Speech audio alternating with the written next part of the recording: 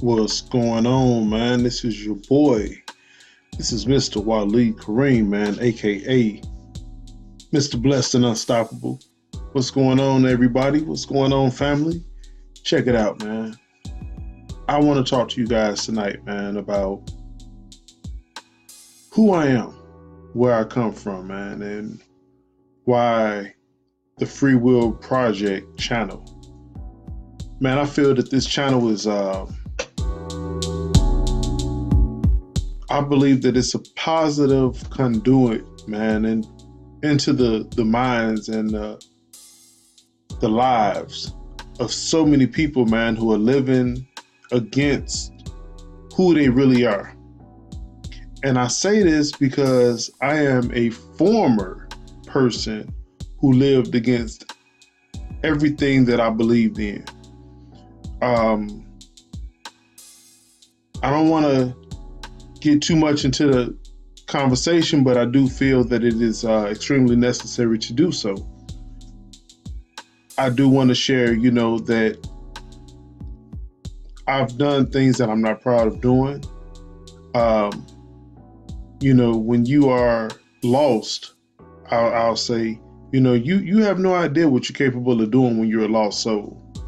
And I was a lost soul, but I was never lost to the point to where I wasn't willing to, I wouldn't do anything. You know what I mean? Like, I was crazy, but not crazy to the point, man, of being insane. And I say that because at the end of the day, man, when you are not comfortable with being you'll do some crazy things to try to fit in, man. You'll do things totally against your will to fit in. I recall, man, my life being so out of control. Selling drugs, living a life, man, of just carelessness, living a dangerous lifestyle, not even loving myself, which is so prominent today. I mean, like, man, nobody really cares about the outcome of who they are, whether it's the lifestyle of using drugs, whether it's your sexual lifestyle, or whether it's whatever activities that you are doing that may lead you to like incarceration or even death. Most people today don't care, but I have to tell you, man, I care. And I honestly and truthfully always cared. But in order to fit in, I did what I had to do to block out my caring. Now, I gotta tell you, man, I was blessed because I had a mother who loved me unconditionally, whether I was a saint or whether I was a sinner. My mom, she was always there for me. And she's still here, and I love her dearly, just to let you know. But with that being said, man, I just wanted to share with you guys, man, what the Free Will Project, where it really came from. Man, the Free Will Project really came from like, man, I was a young man, all right? Living life like, man, like just living, not caring about myself at all, doing things that I know I should not have been doing. And it's far, today's world is far worse than what we came up in, but it's still the same. It's just a different degree, you know what I mean, of danger. It's a different degree of danger, but it's still the same.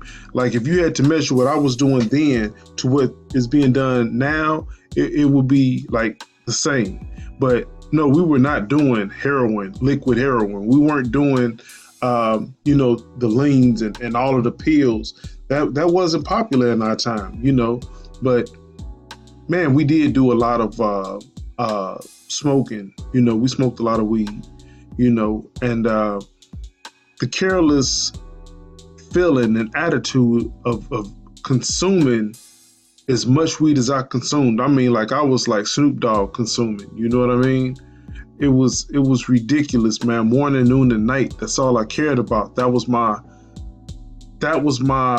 marriage. My marriage was to the drug, the marijuana. You know what I'm saying? And that was also what kept me where I was at. You know what I'm saying?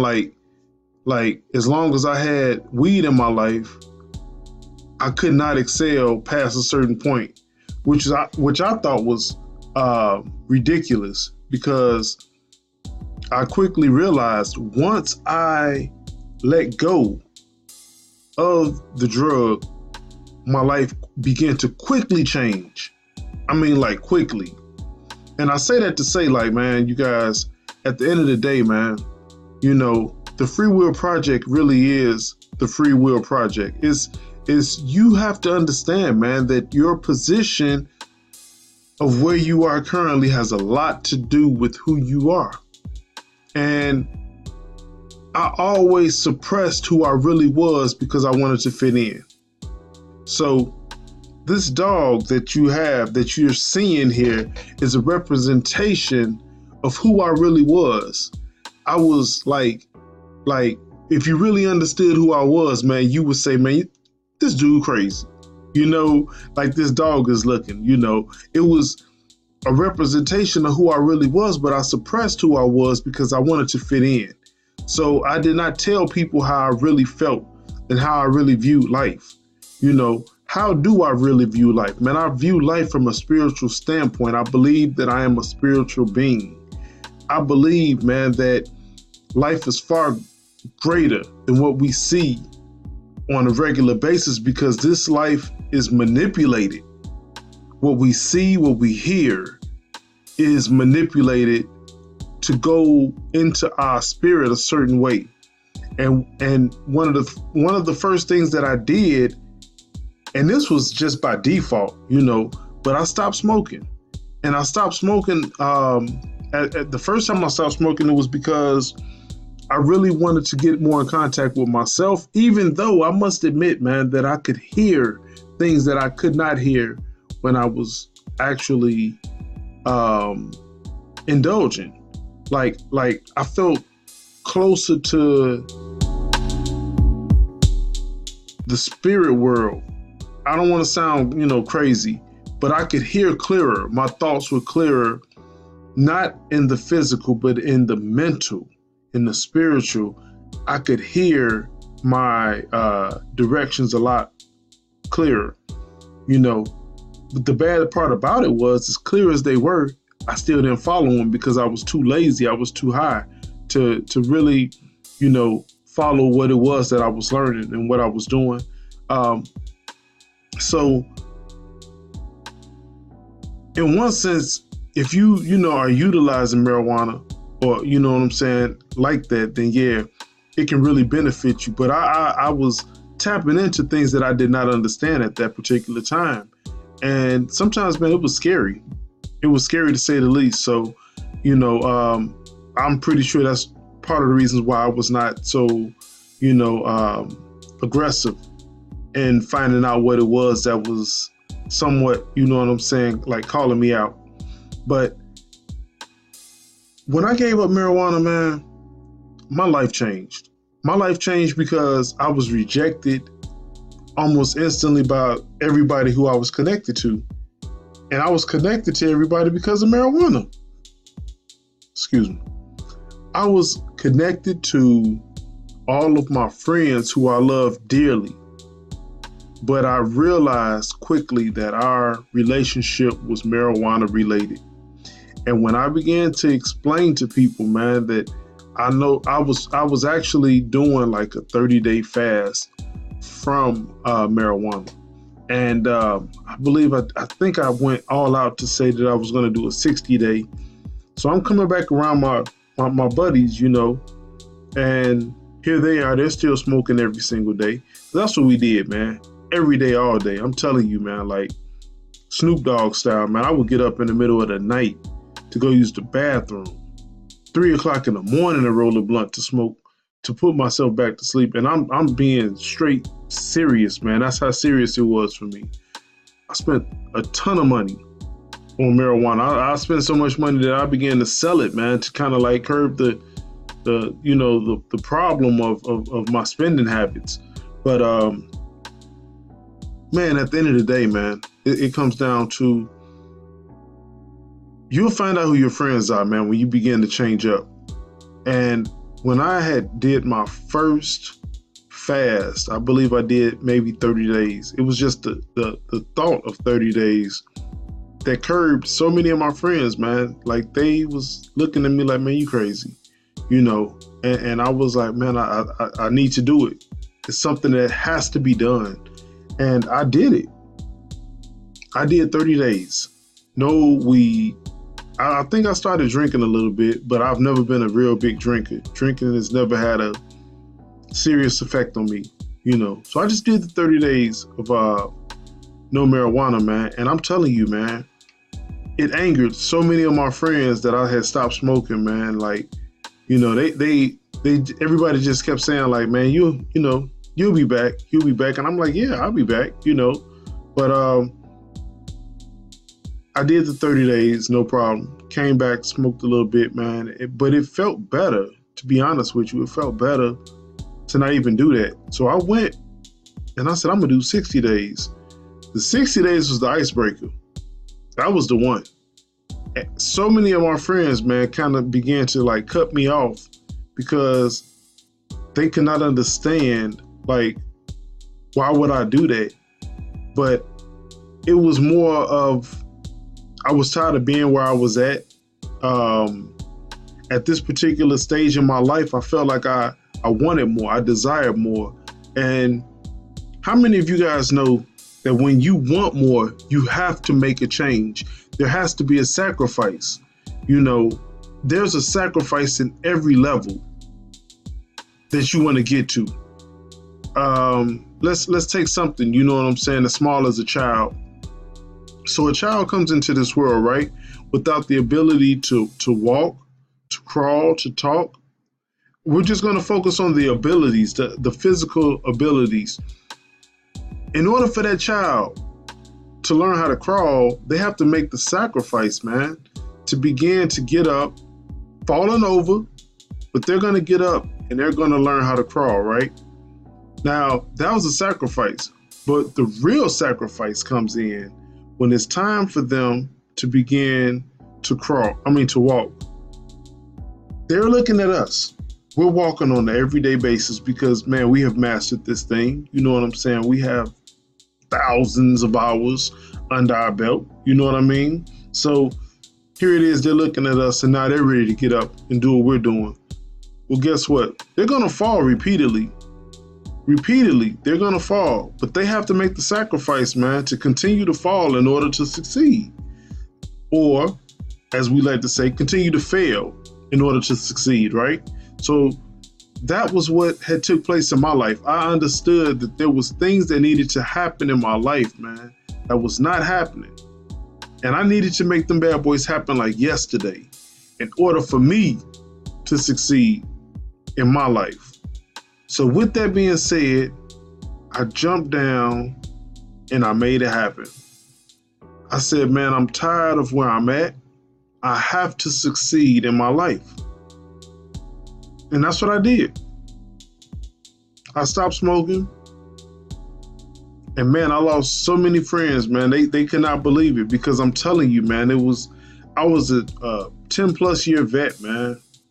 Every day, all day, that's all I did was smoke. So when I stopped, and I kind of almost like cold turkey stopped, man, it scared a lot of people, man. It scared a lot of people. They could not believe that who I was and what I was doing. And it scared so many people, man, that they didn't want nothing to do with me.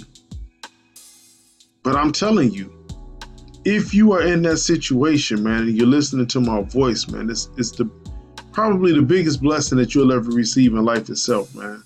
Because at that particular time, man, I no longer had to be who I wasn't. I was able to begin to let go. And the greater the rejection of those who I was seeking acceptance from allowed me to become who I needed to become even quicker. Day by day, more and more.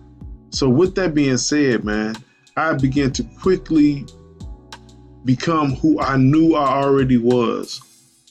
And it was only because of the rejection that allowed me to accept who I was. So what took place?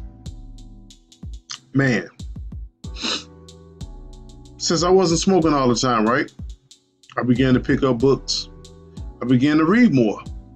I was actually staying awake now because when I smoked weed, man, I used to pass out all the time. Just bored. I believe it was bored. It wasn't so much that the weed was, so good. It was just boredom. But I read a lot.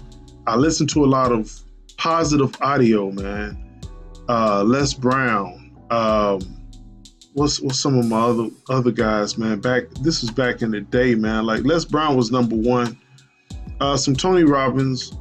What is this guy's name? I see his face. But it was various people, man. I'll say this, like, it went from everything from being spiritual to being business-led, because I'm a businessman myself. So it was laced, everything was laced with business, man, because I was shown a vision at a very early age, like 7, 8 years old, man, that my life purpose was business, and that I would become a businessman and be very successful in my life. But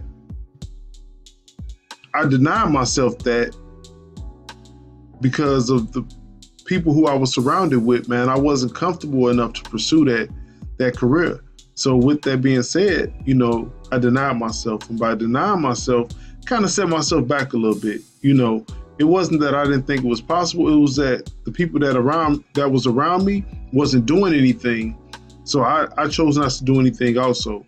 And it was funny because I had desired to do various opportunities, man, and I couldn't take it anymore. And this was right before I stopped smoking. And I began to start reaching out. And as I began to start reaching out, they were actually on the same page I was on. So I had began to lead a lot of people into different business ventures, man. And we was doing very well.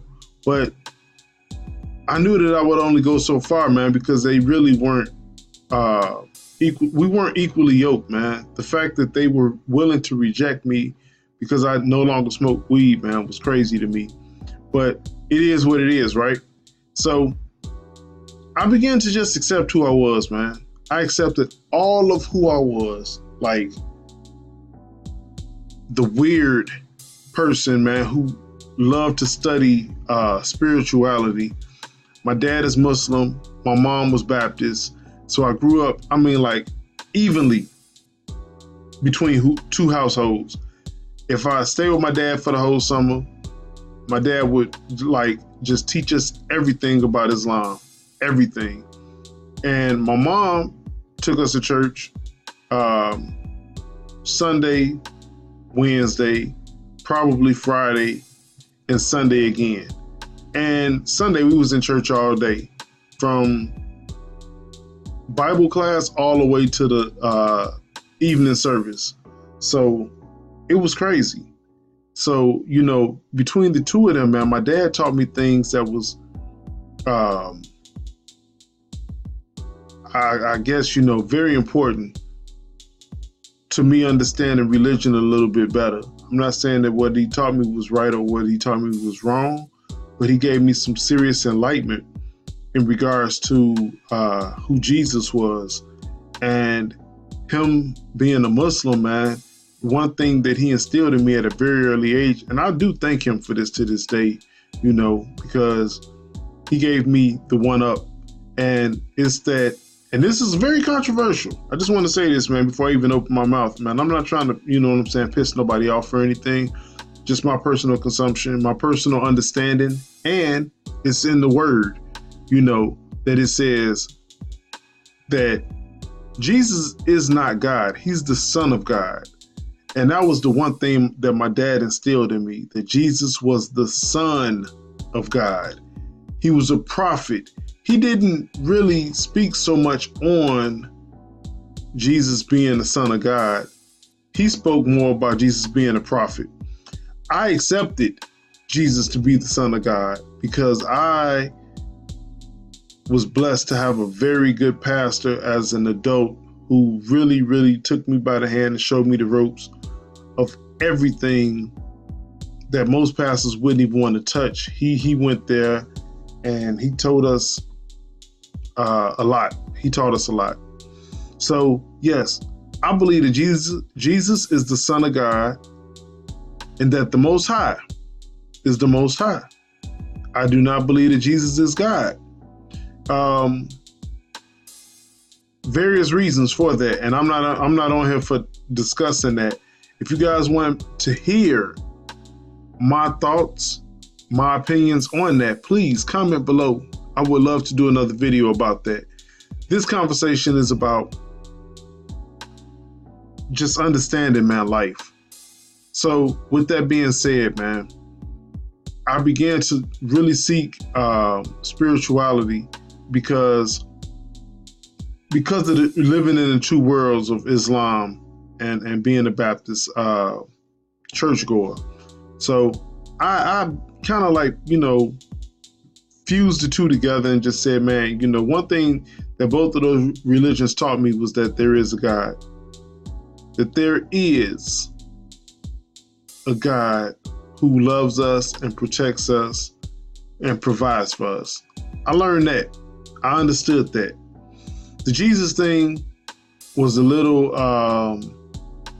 something to learn, but I have, come to the understanding, man, that Jesus is the Son of God, and yes, he did die on the cross and rose again on the third day. I believe that. I do. And that's something that me and my dad, we go back and forth about that to this day, man. He can't believe that. But he can't believe that I, my transition over into that. And I'm at this particular point, man, at this age, man, I'm not really like a Christian, and I'm not really I'm definitely not, not a Muslim. I'm not saying like there's anything wrong with it, but I'm just saying I don't pray 5 times a day and things of that nature. There's a lot of discipline that I lack when it comes to that, but I respect and I love that religion as well.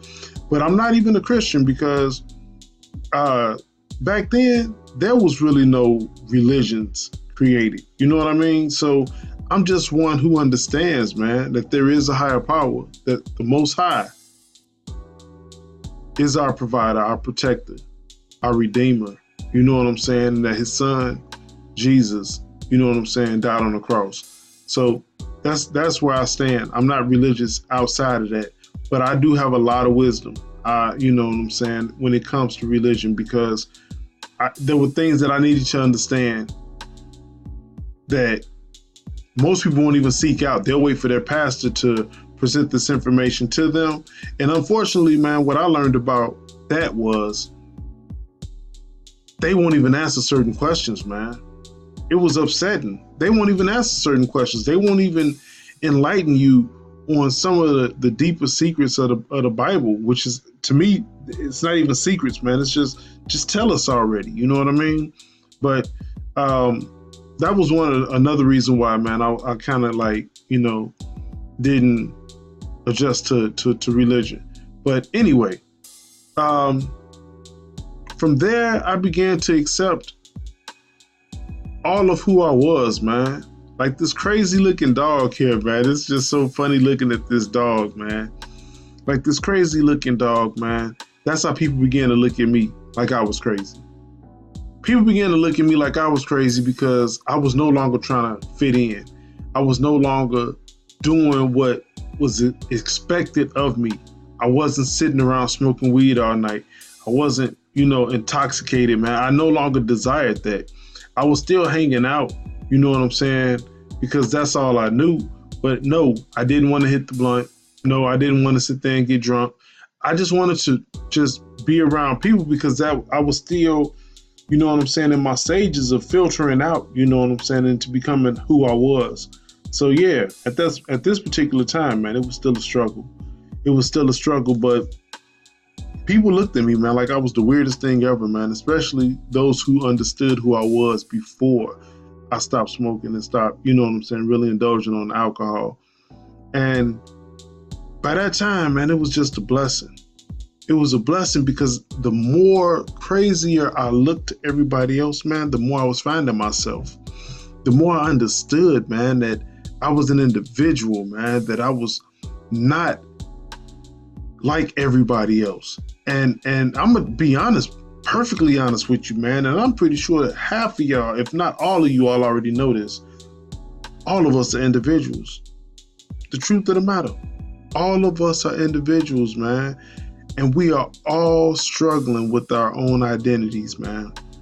And it was so funny because when I let go and I accepted who I was, it was funny.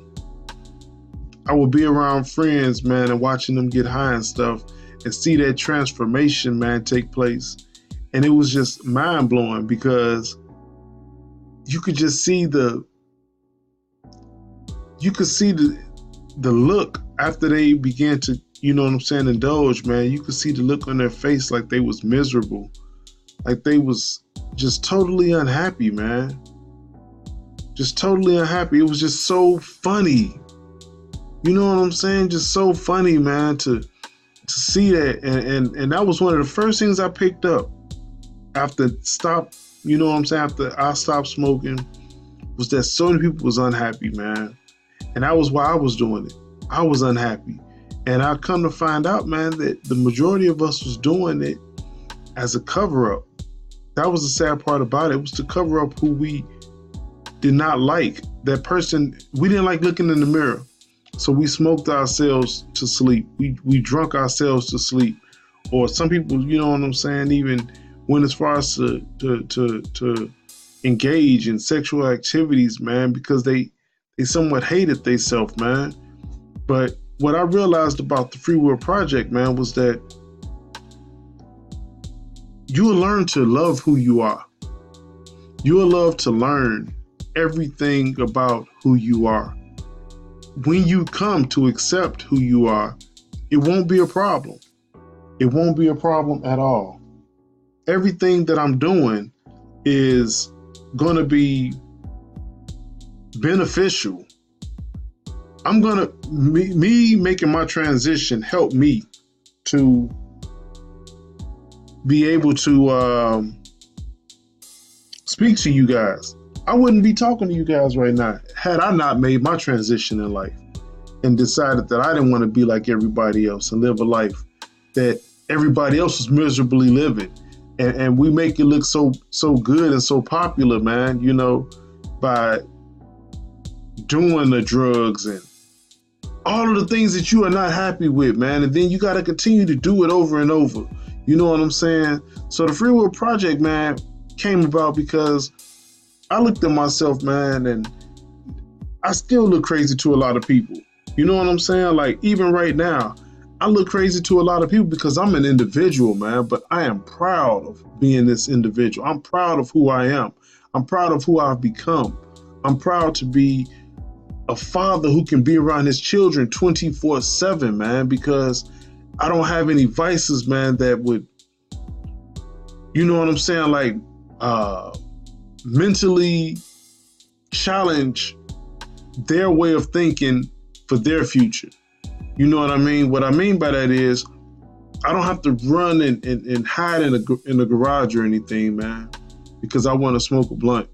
You know, I don't have to be questioned by my children. What's that smell on your clothes? I don't have to be, this is not a shot at anybody. Whatever you're doing, you know what I'm saying?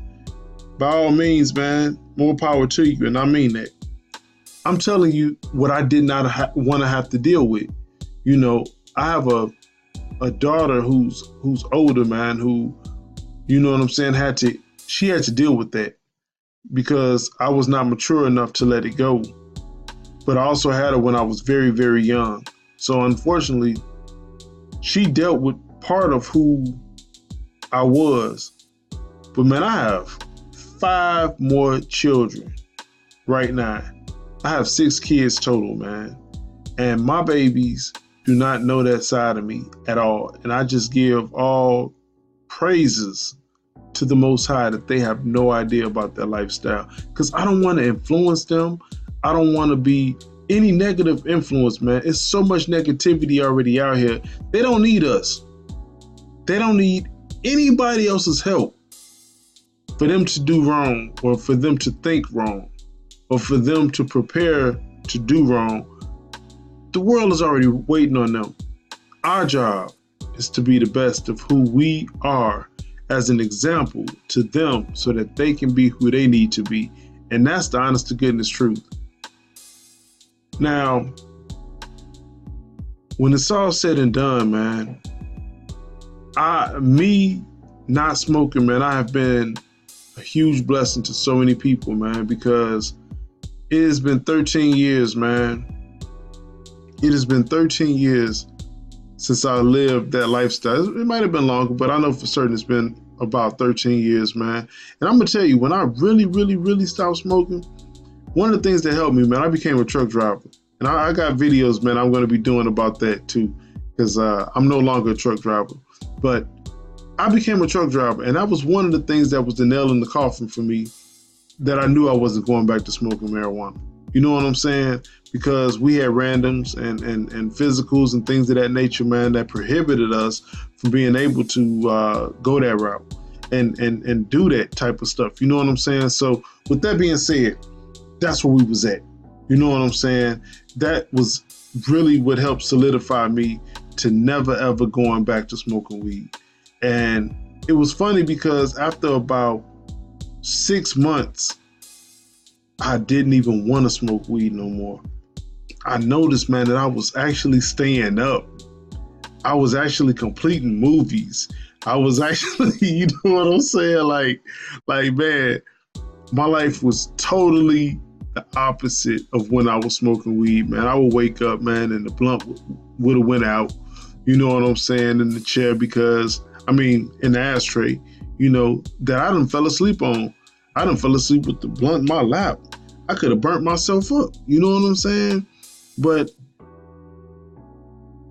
those who knew me would tell you, man, that I slept. I don't care how good or how bad it was. I went straight to sleep after every single time. People was like, man, you paying all this money, man, just for sleeping. You know what I'm saying? That's your sleep aid. You know what I'm saying? So for me, it was just funny, man.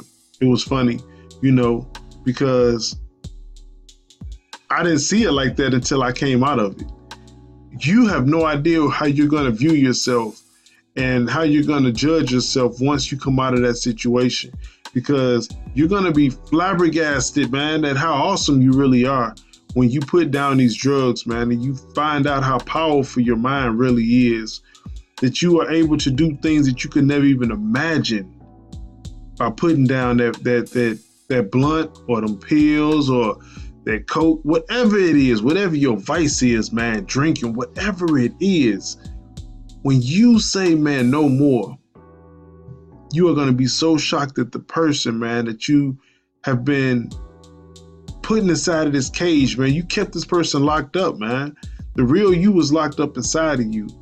And the person who is standing over the real you, the person that is guarding the real you, is that individual, man, who is smoking every day or popping pills or sipping lean or sniffing coke or whatever your vice is, man. You are locking away the real you. It's time to get crazy, people. It's time to get crazy in a good way. And when I say get crazy, that means to be not the norm. The norm wants to do drugs. The norm wants to fit in. I don't fit in. I don't want to fit in, man. My life has been beautiful since I stopped trying to fit in. Man, I promise you, I am naturally happy, man. I don't need anything other than to see my family, man. That is my high. That is my high. To see my wife, to see my children, man, to watch them grow up. That is my high. And man, I encourage so many of you guys, man, if you haven't tapped into your relationship with your significant others, man, whether it's your girlfriend or your wife, man, and you're taking it easy while you're putting other matters before you, or even your husbands or your boyfriends, man, take time out to unleash the real you. Tap into that person, man. You are an awesome person. I guarantee you are an awesome person, man. Whatever it is that you did, whatever it is that you are dealing with, you're not helping yourself by drowning your sorrows in drugs or alcohol or mindless or heartless sex. You're not doing anything to better yourself. All you're doing actually is making it worse, because now you got to drink even more. You got to smoke even more. You got to do even more to bury that other feeling. And it's just a mountain that's going to be big as Mount Everest when it's all said and done, which is something that I noticed about myself, man. I said, I got to get out of this. I got to face myself in the mirror, man. I have to become the real me. I have to become whole. I have to, in order for me to be who I am today, man, it was forced for me to change who I was. And I'm so proud and so happy that I did it, man. That I'm not just my move that I did not just affect me. Man, this move affected my children. It affected my cousins. It affected my nieces and nephews, man. The move that I made, and I didn't even think about this. I wasn't even concerned with this. But if people can find one person that's not trying to be like everybody else, man, that gives them hope to be who they want to be and not to what the society is telling them to be. If you understood what I just said, man, I hope that you give me a thumbs up, man. Just off of that alone, man. My nieces and nephews, my younger cousins, all gain strength, man, of not having to feel like they have to fit in, because they know that regardless of everybody else doing what they want to do and doing what they got to do, they got a cousin, man, who overcame, who don't feel the need to have to fit in like everybody else, man, to feel like he's cool. Man, I'm cool regardless, man. I am who I am, man. I'm that crazy ass dog right there, man, who just likes to be me, who has a different conversation than most people, man. But my conversation will benefit you. As with other conversations, man, it's just conversation. I'm going to add value to you. I'm going to add value to your life. I'm going to speak value into your life if you're listening to me. And so many people figured that out, man. And I'm telling you right now, man, there's no way that I could have did it had I not took the opportunity, man, to really, really sit back and view my life for what it was. I had to realize that I was in control of my life, and that the jobs that I was at, the relationships that I was in, even down to the car that I drove, everything that was happening to me happened to me because I allowed it. It was my free will that led me to everything that I was into at that particular time in my life. And that's why I shared the Free Will Project with you guys, man. I hope that you all are listening. I hope that you understand that this conversation, man, is about you. It's about me. It's about change. It's about renewing your mind. It's about being the real you. And once you get to this point, man, this is just it's not even the pinnacle, but it's a beautiful place to be, man. And when you drop being everything that you're fighting not to be, you're going to begin to see your greatness, man. I guarantee you, man, your greatness is going to begin to break through that darkness, man. And it's going to be weird. It's going to take you a while because you've locked this person away for so long. You know what I mean? It's going to take you a while for your eyes to get adjusted. It's going to take you a while for you to begin to learn how to walk this new walk, because it's been so long that you've not allowed this person to speak, to see, or to even walk, man, that it will take a little bit of time, man. But I'm here. I'm here to help you guys. I've been there. I've done it. I am a proud person, man, when it comes to walking away from a lifestyle, man, that so many people are afraid to walk away from. It's not even that they can't do it. They can do it. They don't want to be by themselves. They don't want to stand out. They don't want to be an individual. They rather be sheep. I'm not a sheep, man. That's not what I am. My beliefs are not what everybody else's beliefs are. I don't move the way everybody else move. I don't think the way everybody else think, man. There's so much I'm going to share with you guys, man. But I'm just sharing with you guys right here, right now. The true me, the real me, man. The founder of the Free Will Project, man. If you guys are interested in learning more, because there is so much that I want to show you guys, man, about this. And I want to lead people out of the mindset, man, of being followers and into the mindset of leadership, so we can take back our homes. When I say homes, I mean households. So we can gain respect among our children. Yes, ladies and gentlemen, we can gain back the respect of our children, man. I want to say this so bad, man, and I'm going to share it with you guys right here, right now. We are the reason why so many of our children are so lost. We are the reason why so many of these children out here don't care, that they live life without any meaning. It is us. It is what they've seen us do all their lives. And they said, man, is this what I have to look forward to when I grow up to being an adult? I'm not about to go to work for somebody, man, and drive a bucket home every day. I'm not going to go to work for somebody and not even be able to pay rent. These are the things that these children are saying, man, because they're fighting against two different worlds. They're fighting against this image that they see on TV, right?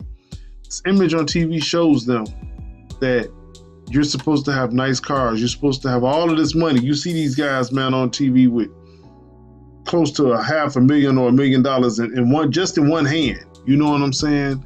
And then here it is. Reality is you're walking through the door with a check that don't even amount up to $1,000, man. They're trying to figure out, man, what's the disconnect, man? I'm looking at TV and these guys are doing this, but yet still I'm looking at you and this is what you're doing. No disrespect to anybody, man. I respect everybody's hustle, hands down. Everybody's hustle, man. You get up, man, to take care of your business every single day, man. I salute you. Real talk, man. But I'm talking about the separation of reality. That deep separation of reality, man. The reality, man, that the media and society wants them to see versus the real reality.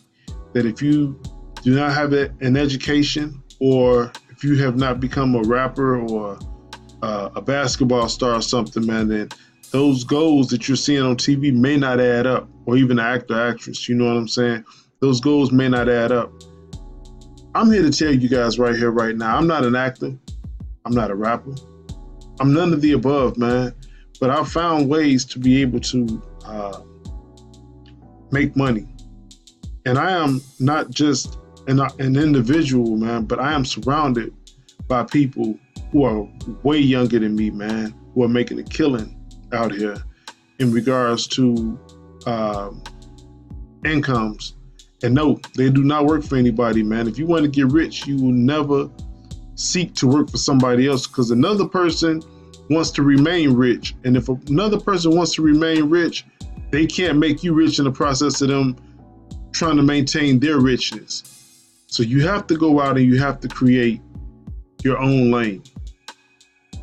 If you are interested, man, I just advise you to continue to watch this channel, because I am going to show you guys so much in regards to life, in regards to opportunities, in regards to relationships, money.